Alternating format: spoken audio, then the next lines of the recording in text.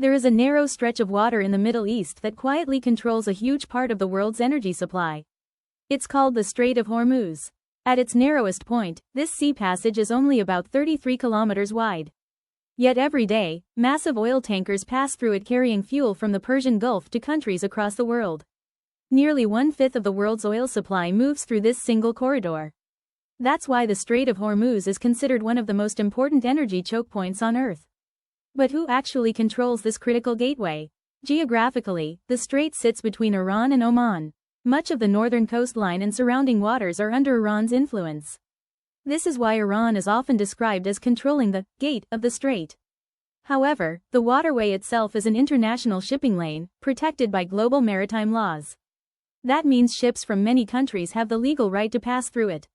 Still, tensions in the region can make this narrow passage extremely sensitive. Now imagine if the Strait of Hormuz suddenly closed.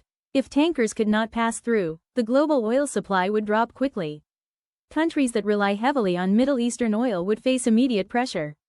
One of those countries is India. India imports around 80 to 85% of its crude oil, and a large portion of that supply comes from Gulf nations like Saudi Arabia, Iraq, and the UAE. Much of that oil travels through the Strait of Hormuz before reaching Indian ports.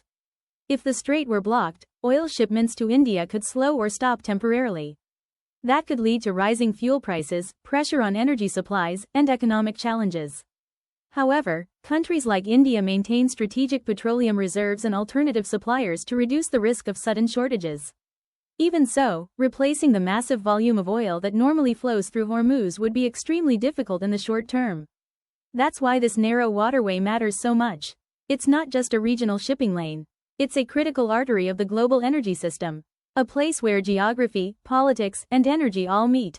Because sometimes, the stability of the world economy depends on a passage of water only a few dozen kilometers wide. Watch again the world's critical oil choke point.